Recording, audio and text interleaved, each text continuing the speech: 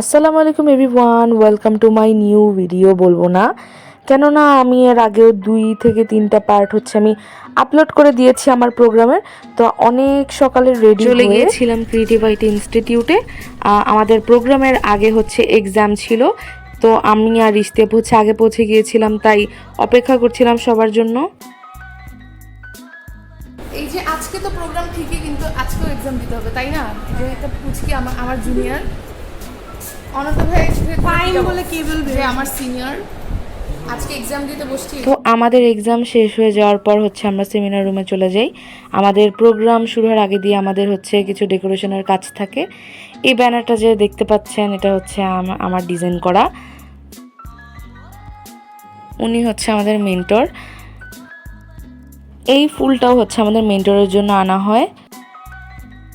ওনারা সবাই আমাদের ব্যাচের জুনিয়র এবং সিনিয়র আপুরা।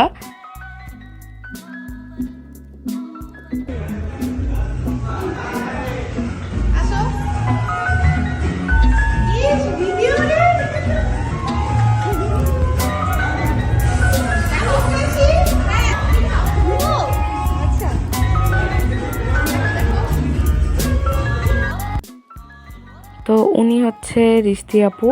কোর্সের একদম শুরু থেকে উনি আমাকে এত আদর করে, এত ভালোবাসে। আপুকে অনেক বেশি মিস করব। তো আমি আজকে যে শাড়িটি পরেছিলাম, এটা পুরাই একা পরেছিলাম, আম্মুর কোনো হেল্প ছাড়াই। তো আমাকে দেখতে কেমন লাগছে অবশ্যই কমেন্টে জানাবেন। আমরা যারা প্রতিটা প্রজেক্ট সাবমিট করতে পেরেছিলাম তাদেরকে গিফট দেওয়া হচ্ছিল।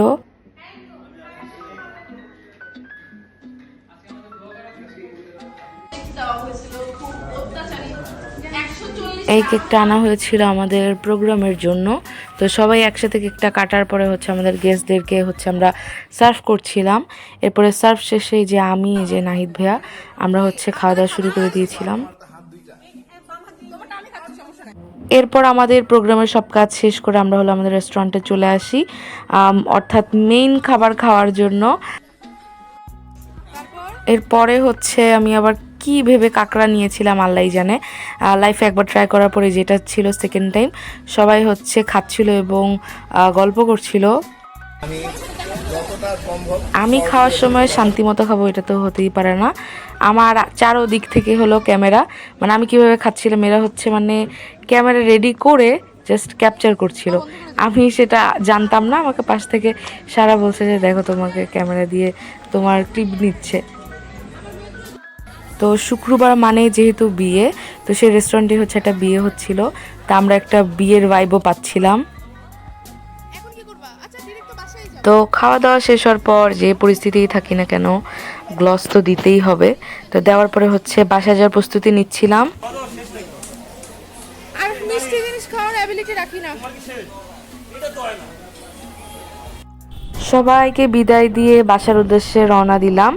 সবাইকে অনেক বেশি মিস করব, জানি না কার সাথে কখন কোথায় কিভাবে দেখা হবে। আজকের মতো ভিডিওটি এখানেই শেষ। অবশ্যই সাবস্ক্রাইব এবং ফলো করতে ভুলবেন না। সবাইকে আল্লাহ হাফেজ।